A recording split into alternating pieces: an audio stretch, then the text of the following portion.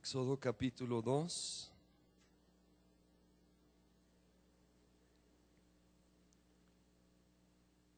Padre, en el nombre de Jesús, tu palabra dice que es la unción la que pudre los yugos. Yo pido tu unción para podrir todo yugo de esclavitud. Tu unción, Espíritu Santo, revelando tu palabra a nuestras vidas hoy, en el nombre de Cristo Jesús. Amén. Yo creo muchos conocen la historia del pueblo de Israel en esta etapa, cuando a pesar de ser el pueblo de Dios, estaban viviendo en esclavitud en el imperio egipcio. Después de estar así por mucho tiempo, empezaron a clamar, a orar y levantar su voz delante de Dios. Leemos en el versículo 23, aquí en Éxodo 2: aconteció que después de muchos días murió el rey de Egipto, y los hijos de Israel gemían a causa de la servidumbre, y clamaron, y subió a Dios el clamor de ellos con motivo de su servidumbre. Y oyó Dios el gemido de ellos, y se acordó de su pacto con Abraham, Isaac y Jacob. A pesar de ser el pueblo de Dios, estaban siendo oprimidos por el enemigo, que era Egipto en este caso. No estaban gozando de la libertad que Dios tenía para ellos.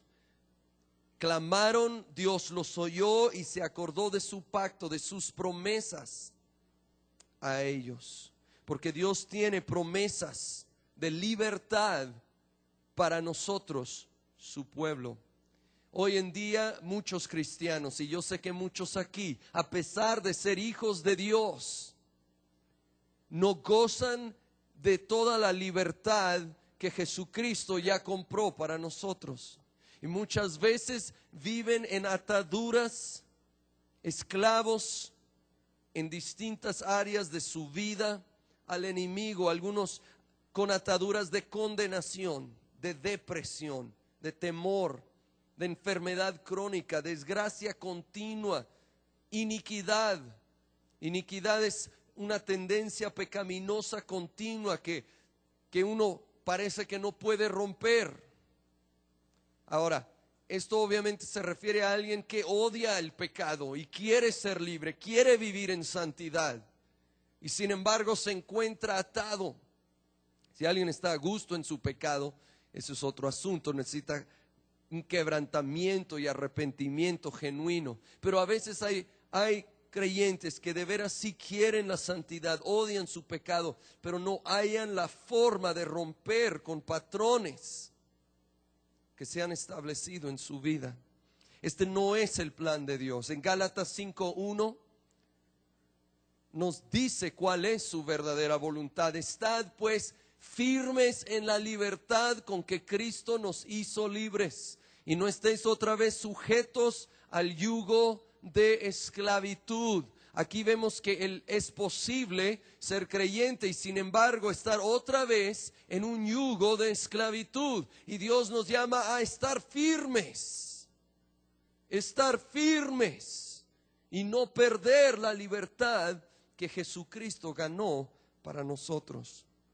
El día de hoy, en estos siguientes minutos, quiero considerar unos principios que ayudaron al pueblo hebreo a ser libre y luego mantener su libertad, y estos principios nos van a ayudar a nosotros. Pues ante este clamor, este gemir que subió ante el Señor, Él levantó a un libertador llamado Moisés y lo envió. Muchos se saben la historia. Cuando él fue ante el faraón y le dijo: deja ir a mi pueblo, el faraón se endureció y resistió. Entonces Dios empezó a mandar plagas sobre Egipto para ir quebrantando a faraón y mostrando su poder y gloria. Sin embargo, no quería ceder. Y al fin llegó a la última. Dios iba a ir, iba a mandar el ángel de muerte, iba a matar al primogénito de cada familia por todo Egipto. Pero había un plan para proteger a los suyos. Vamos a Éxodo capítulo 12, donde nos habla acerca de ello.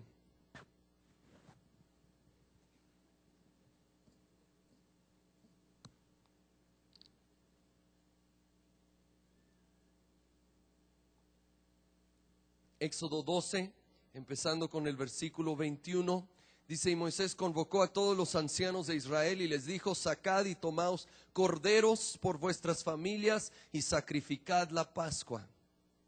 Y tomad un manojo de hisopo y mojadlo en la sangre que estará en un lebrillo, y untad el dintel y los 2 postes con la sangre que estará en el lebrillo. Y ninguno de vosotros salga de las puertas de su casa hasta la mañana. Porque Jehová pasará hiriendo a los egipcios. Y fíjense en esta frase: y cuando vea la sangre en el dintel y en los 2 postes, pasará Jehová aquella puerta, y no dejará entrar al heridor en vuestras casas para herir. Cuando Dios iba a ir pasando, donde él veía esta sangre de un cordero que se había aplicado a los marcos de esas puertas y ventanas, ellos iban a ser liberados de este juicio. Y fue esa misma noche cuando Dios quebrantó ya la esclavitud. Esa misma noche que el faraón dijo: salgan pues, son libres. Y salieron de la esclavitud de Egipto. Aquí tenemos un cuadro simbólico precioso de lo que Dios iba a hacer miles de años después a través del Cordero de Dios, de Jesucristo, quien derramó su sangre. Y cuando nosotros la aplicamos a nuestra vida, cuando nosotros nos rendimos a Él, esa sangre viene a cubrirnos, a perdonarnos y a liberarnos. Inicialmente, cuando somos salvos. Pero ¿sabes qué? Tenemos, así como el pueblo hebreo tuvo que quedarse dentro de la casa, tuvo que quedarse bajo la sangre, nosotros tenemos que quedarnos bajo la sangre. Tenemos que seguir aplicando la sangre a nuestra vida, recordando lo que Jesucristo ha hecho por nosotros, declarándolo, porque el enemigo no descansa. Aunque él sabe que somos salvos, uno de sus títulos es el acusador de los hermanos. Él es experto en acusar y querer traer condenación a nuestra vida. Él viene y empieza a señalar nuestras fallas, nuestros errores, y de nuevo traer condenación, hacernos sentirnos miserables, sucios, incapaces de servir a Dios, robarnos el gozo. Así como los hebreos aplicaron esa sangre, y cuando Dios vino, como dice ahí, cuando Él veía la sangre, entonces ellos eran libres. ¿Saben qué?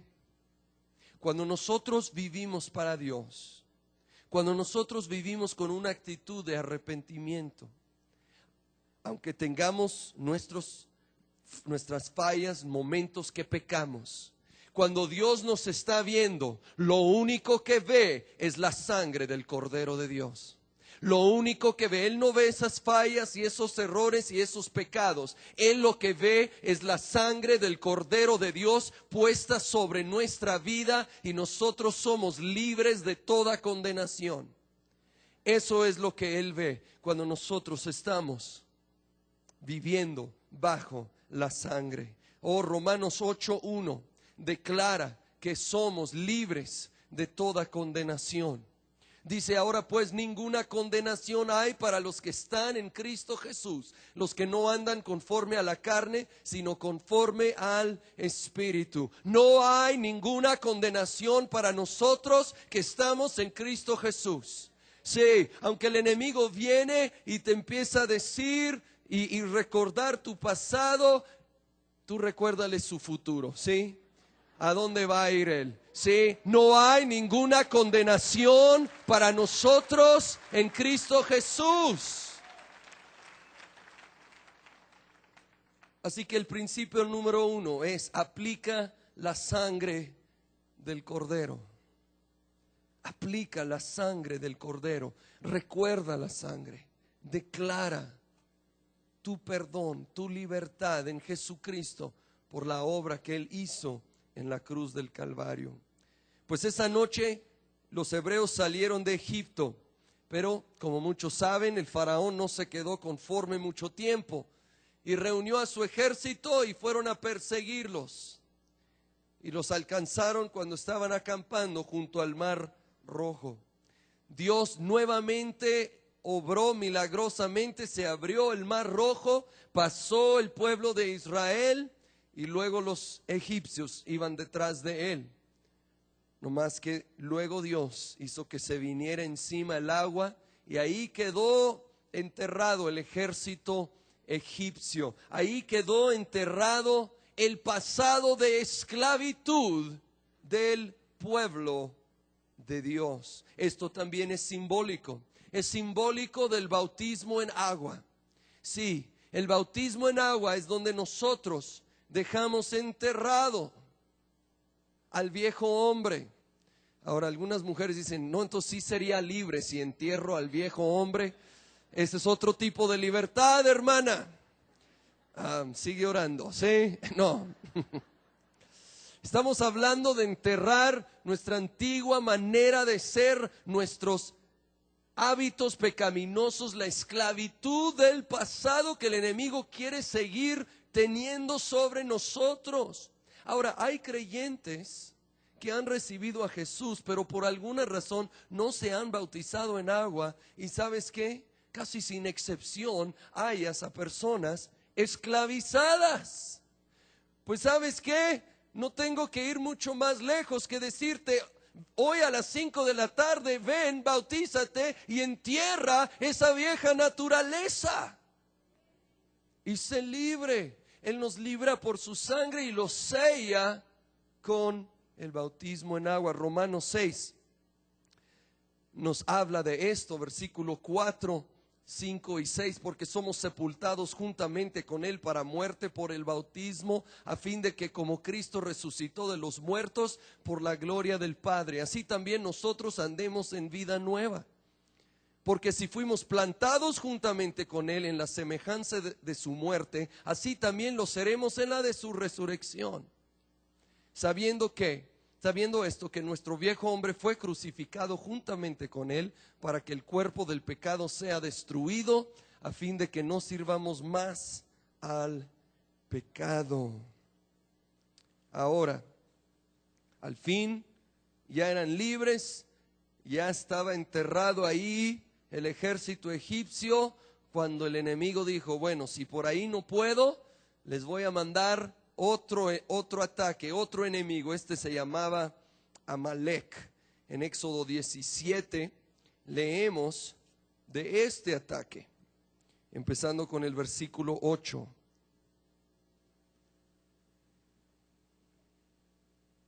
Dice: entonces vino Amalek y peleó contra Israel en Refidim. Y dijo Moisés a Josué: escógenos varones y sal a pelear contra Amalek. Mañana yo estaré sobre la cumbre del collado y la vara de Dios en mi mano. E hizo Josué como le dijo Moisés, peleando contra Amalek, y Moisés y Aarón y Hur subieron a la cumbre del collado. Y sucedió que cuando alzaba Moisés su mano, Israel prevalecía, mas cuando él bajaba su mano, prevalecía Amalek. Y las manos de Moisés se cansaban, por lo que tomaron una piedra y la pusieron debajo de él y se sentó sobre ella. Y Aarón y Hur sostenían sus manos, el uno de un lado y el otro de otro. Así hubo en sus manos firmeza hasta que se puso el sol. Y en conclusión, Josué deshizo a Amalek y a su pueblo a filo de espada. Muy bien, tenemos que saber que para ser libres va a haber resistencia, vamos a tener que pelear, pero aquí vemos cómo: no pelees solo. Él le dijo a Josué, escoge varones que saben pelear para que vayan a la batalla contigo. Y luego Moisés, levantando sus manos simbólicamente delante de Dios en oración, en adoración, y cuando se cansaba, ¿qué? Aarón y Hur, uno a cada lado, apoyándole, levantando sus manos cansadas. ¿Saben qué? La batalla se puede volver algo agotador. No lo enfrentes solo. Júntate con personas que levantarán tus brazos cuando están cansados y a los cuales tú puedes animar y levantar sus brazos cuando ellos están cansados. Toma la iniciativa en esto, no esperes que ellos vengan primero, tú toma la iniciativa. ¿Sabes? El lugar ideal para esto es en los grupos de casa. Involúcrate en un grupo de casa, ora por otros. Ofrece orar, ofrece tu apoyo y verás cómo la ley de sembrar y cosechar va a empezar a suceder en tu vida y habrá quienes también levantan tus brazos en esos momentos. La Biblia compara a Satanás a un león. Dice que como león rugiente anda alrededor buscando a quien devorar. Es interesante la comparación porque se ha comprobado cómo hacen su cacería los leones. Están ahí observando una manada, pero están esperando que alguien se vaya aislando. Alguno de los animales se quede atrás, se quede medio aislado y entonces sí atacan a su presa. Es peligroso quedarnos solos, quedarnos aislados. Necesitamos la ayuda el uno del otro. Hebreos 10, 24 y 25 nos habla de esto. Considerémonos unos a otros para estimularnos al amor y a las buenas obras, no dejando de congregarnos como algunos tienen por costumbre, sino exhortándonos, que es literalmente animándonos, y tanto más cuanto veis que aquel día se acerca. Cuando vemos que el final llega, va a ser más presión, más batallas, y dice, mucho más importante que no dejes de congregarte para que se estén animando los unos a los otros. Ay, pero cómo hay personas que tienen pretextos, ¿verdad? Excusas, razones. Yo sé que aquí no, aquí estás, ¿verdad? Pero si usaban la misma lógica que usan para no alimentarse espiritualmente, si usaban esa lógica en cuanto al alimento natural, ¿dónde quedarían? Imagínate a alguien que dice, bueno, yo ya no voy a comer número uno, porque muchos de los que comen son hipócritas, o porque ya me aburrí de la misma comida, o no voy a comer porque creo que comer de vez en cuando es suficiente, o porque mis amigos no comen, o comeré cuando soy mayor, o porque no tengo tiempo para comer, o el clásico, porque los restaurantes y supermercados siempre piden dinero. De nuevo, se moriría de hambre, pues hay personas que aunque conocen a Jesús están muriendo de hambre espiritual, quedando solos. Esto no es lo que va a funcionar. El principio número 2, no pelees solo. No pelees solo. Después de esta victoria, Dios guió al pueblo de Israel al monte Sinaí. Ahí subió Moisés y le dio los 10 mandamientos y el principio de la ley. Dios sabía que necesitaba establecer la ley, la palabra de Dios, para dirigirlos, para mantenerlos ahora que eran libres. Si no, se iban a regresar a Egipto. Se hubiera extraviado y vuelto a la esclavitud. La palabra de Dios nos mantiene en libertad. Así lo dice Juan capítulo 8, versículo 31 y 32. Dijo entonces Jesús a los judíos que habían creído en él: si vosotros permaneciereis en mi palabra, o sea, permanecer en su palabra, seréis verdaderamente mis discípulos. Y luego dice, y conoceréis la verdad, y la verdad os hará libres. Si permanecemos en su palabra es la verdad a la que se refiere Jesús. Entonces vamos a conocer la verdad al permanecer aquí, y esa verdad nos hará libres, no como otra versión que oí, ¿verdad? Que si dices la verdad a tu jefe de qué piensas de él, serás libre de tu trabajo, ¿verdad? No, esta verdad, la verdad de la palabra de Dios es la que trae libertad. La realidad es que el enemigo está derrotado, pero como es experto en el engaño y la mentira, él sabe que si nos convence de una mentira, viviremos como si fuera cierto, y viviremos sin disfrutar de la libertad que realmente es nuestra. Un ejemplo que tal vez han oído, que se ha usado, pero que es tan gráfico, de un soldado japonés que cuando se estaba acabando la Segunda Guerra Mundial, le entró un pavor de que pudiera ser torturado, y por lo cual huyó a una cueva ahí bien aislada, ahí en las montañas, se metió al fondo donde nadie supiera que él estaba ahí, y dijo, pues aquí espero. Y se acabó la guerra, y pasó el tiempo, y él ahí viviendo en esa cueva, una vida miserable ahí nomás comiendo hierbitas, plantitas, animalillos, lo que podía encontrar ahí al fondo de la cueva, sin saber la verdad. La verdad es que se había acabado la guerra, se habían soltado los presos de guerra, Japón ya se estaba reconstruyendo y levantándose realmente como una nación potente, y toda esa libertad que le pertenecía, él no la estaba disfrutando por no conocer la verdad. Y vivió en esa cueva por 28 años. Un esclavo por no conocer la verdad de que realmente era un hombre libre. Pues muchos cristianos, a pesar de lo que ha hecho Jesucristo por nosotros, viven sin disfrutar del gozo, de la libertad que Él ha provisto, porque no conocen la verdad. La pregunta es en este día, ¿a quién le vamos a creer? ¿Al padre de las mentiras que nos está condenando? Pues si es el padre de las mentiras, no creo que es una fuente de información muy confiable, ¿verdad?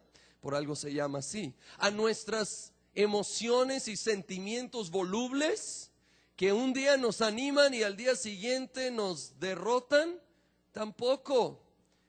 ¿A quién le vamos a creer? ¿Qué tal a la palabra infalible, eterna de Dios que no cambia ni falla? Esta es nuestra fuente de información, esta es la fuente de verdad que nosotros necesitamos conocer para ser libres, libres.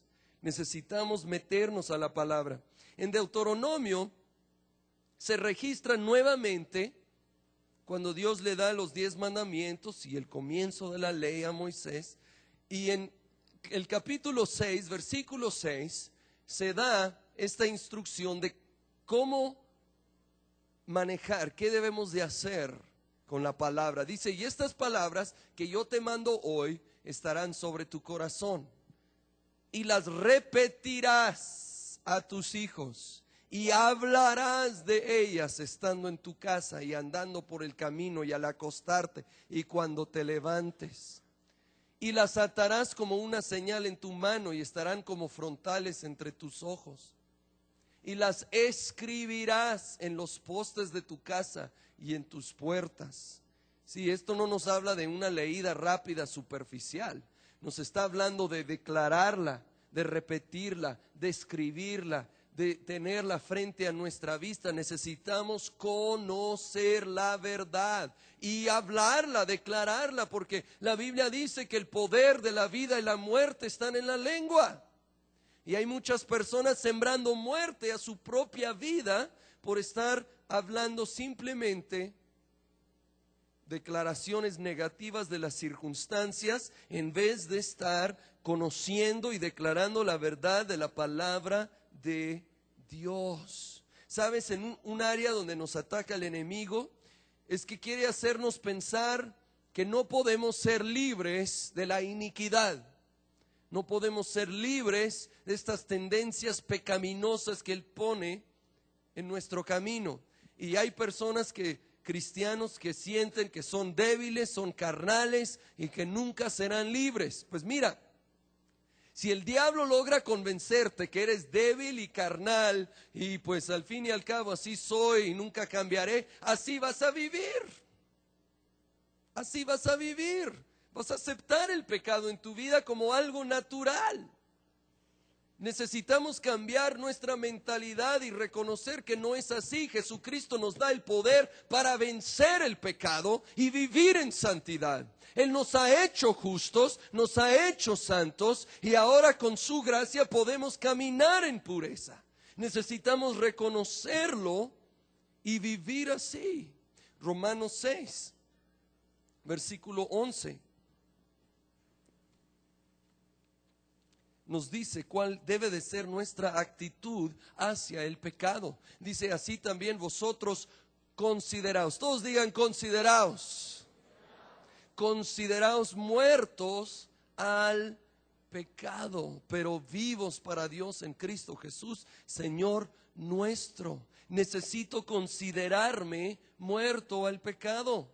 El pecado no tiene parte ni suerte en mi vida. Yo he muerto a ello, ahora estoy vivo para vivir en santidad en Cristo Jesús. Yo necesito tener un cambio, una renovación de mi entendimiento y considerarme muerto al pecado.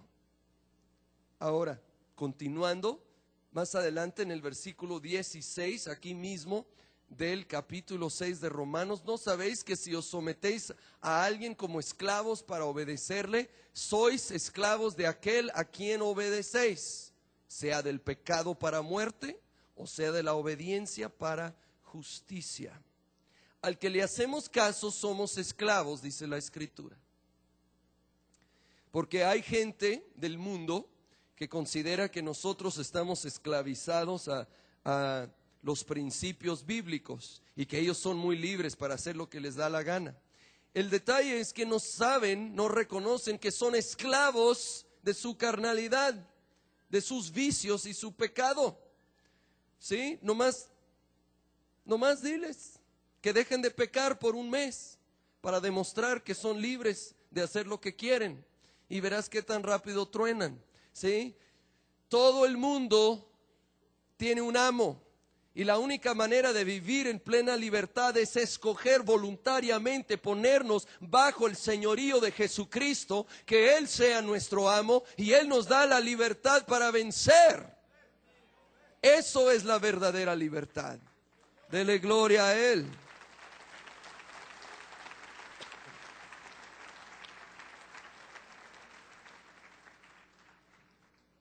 Ahora, cuando el enemigo viene y te quiere llenar la mente de depresión, condenación, ¿en qué vas a meditar?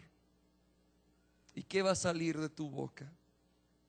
Lo más común es que nos enfocamos en nuestros problemas, peligros, pecados del pasado. Pero ¿qué si mejor nos enfocamos en lo que dice la verdad, la palabra de Dios? Como en Romanos 8, empezando con el versículo 28. Imagínate estarnos enfocando, meditando, declarando esto. Sabemos que a los que aman a Dios, todas las cosas les ayudan a bien. Esto es, a los que conforme a su propósito son llamados.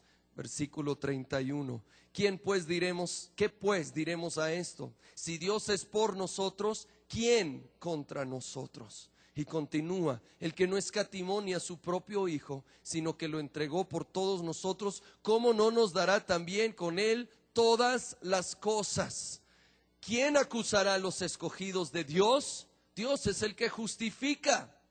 ¿Quién es el que condenará? Cristo es el que murió, más aún el que también resucitó, el que además está a la diestra de Dios, el que también intercede por nosotros.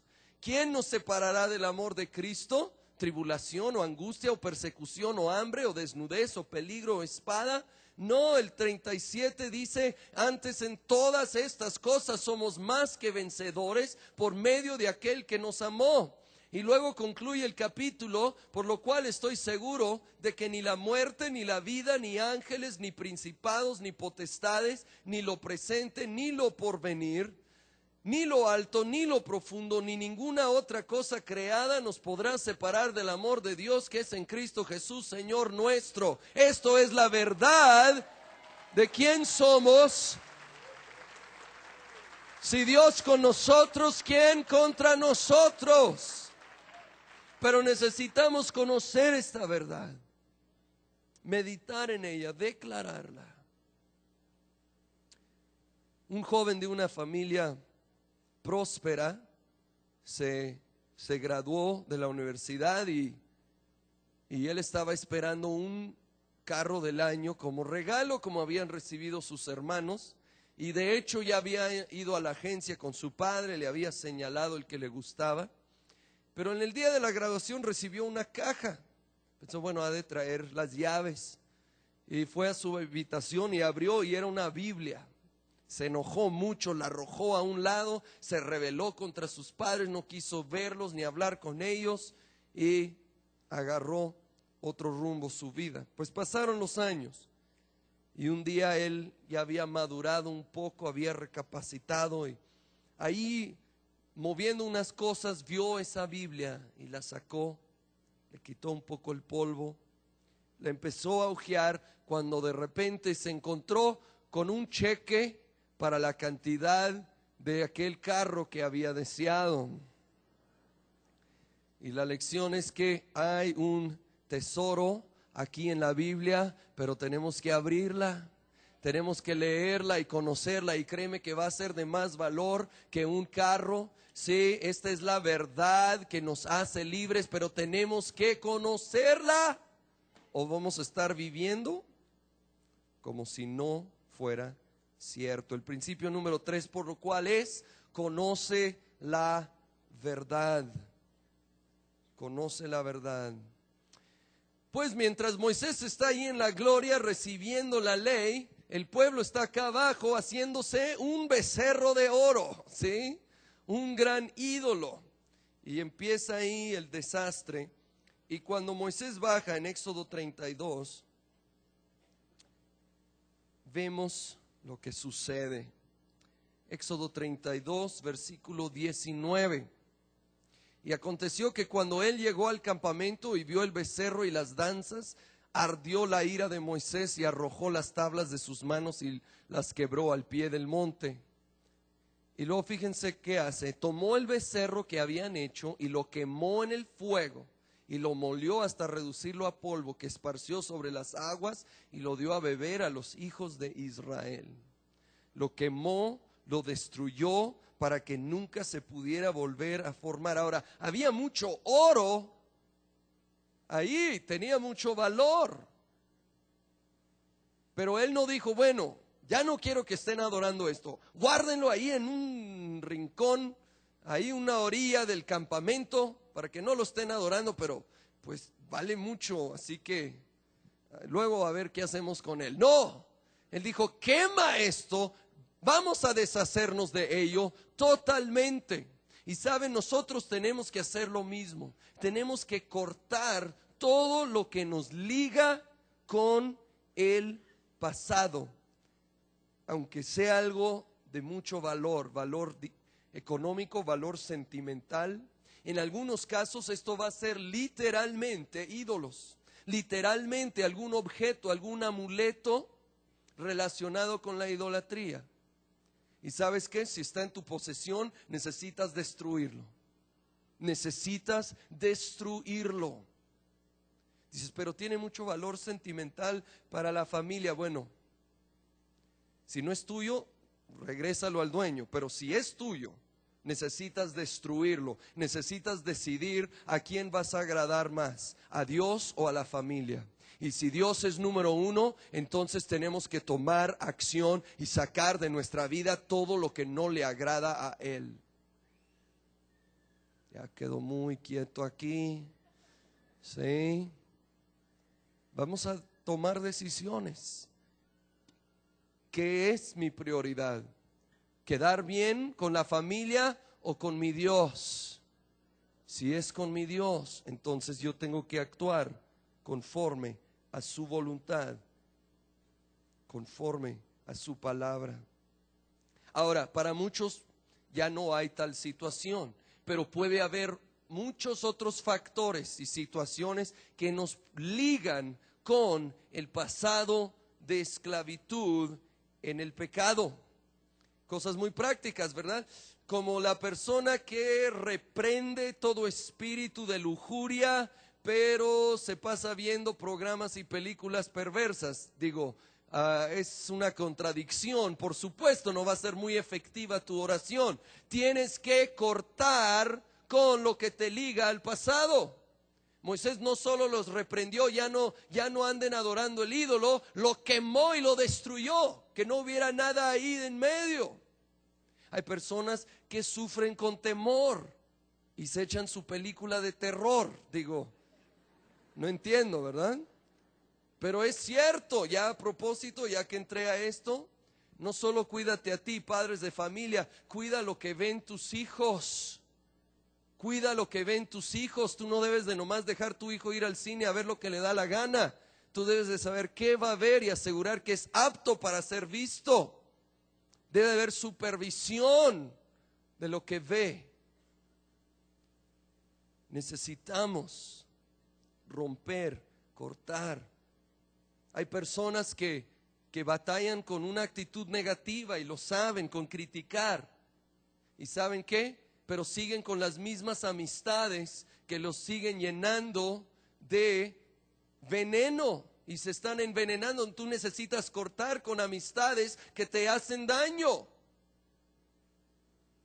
Ya no te gustó la plática, bueno, ni modo. ¿Sabes qué? Si vamos a vivir en libertad, tenemos que cortar las cosas que nos están atando. Romanos 6, nuevamente, versículo 12. Lo dice: no reine pues el pecado en vuestro cuerpo mortal, de modo que lo obedezcáis en sus concupiscencias.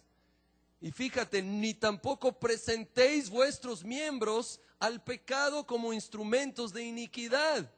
No te pongas en la posición del pecado. No estés presentando tu cuerpo al pecado.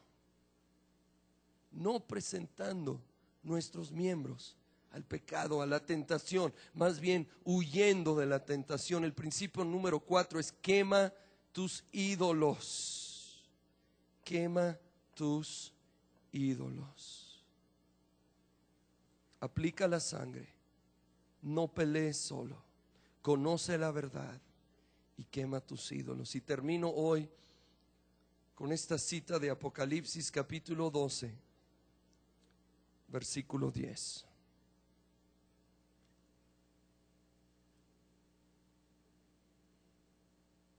Apocalipsis 12:10. Entonces oí una gran voz en el cielo que decía: ahora ha venido la salvación, el poder y el reino de nuestro Dios y la autoridad de su Cristo, porque ha sido lanzado fuera el acusador de nuestros hermanos, el que los acusaba delante de nuestro Dios día y noche. Y luego esta declaración: y ellos le han vencido por medio de la sangre del Cordero y de la palabra del testimonio de ellos, y menospreciaron sus vidas hasta la muerte. Déjame ahí el versículo, por favor. Aquí podemos hallar los 4 principios que hemos mencionado hoy. Y ellos le han vencido, plural. No él lo venció, no ella lo venció, ellos juntos. No pelees solo. Lo han vencido por medio de la sangre del Cordero. Aplica la sangre del Cordero a tu vida. Mantente bajo la sangre. Reconoce su poder. Declara su poder. Y de la palabra del testimonio de ellos. Cuando habla del testimonio de ellos, no es precisamente ¿verdad? Un relato de su vida, que yo fui drogadicto y luego esto y aquello. Es una declaración de lo que ha hecho Jesucristo y quién es en Cristo Jesús. Esto fue su testimonio. ¿Quiénes somos en Cristo Jesús? Conforme a la palabra de Dios. Conocer la verdad. Y finalmente dice, y menospreciaron sus vidas hasta la muerte. Y aunque la aplicación máxima de ello es ser mártir, la mayoría no son llamados a ello, pero sí todos a menospreciar nuestras vidas. ¿En qué sentido? Menospreciar nuestros deseos egoístas, negarnos a nosotros mismos, quemar nuestros ídolos, que a veces no es fácil soltar, pero menospreciaron sus vidas. Y entonces sí, vencieron al enemigo, y tú y yo podemos vivir en victoria, en libertad, venciendo al enemigo por medio de estos mismos principios.